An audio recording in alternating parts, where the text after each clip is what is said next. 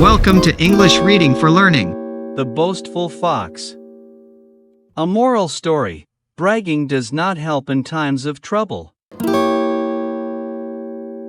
A fox and a cat walked together through a forest when the fox asked, "How many tricks do you know?"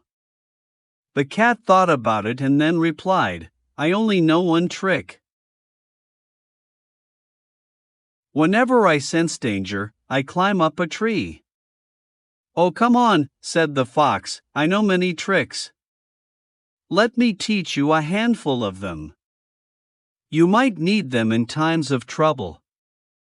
Suddenly, the cat heard a hunter and his dogs coming towards them. He immediately climbed up a nearby tree.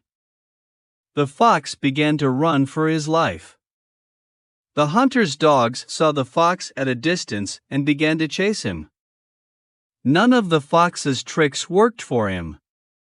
Finally, the dogs caught the fox and killed him while the cat was safe. The cat thought to himself, all his tricks put together could not save him. Thanks for watching and listening. Please click like and subscribe for new and latest uploads.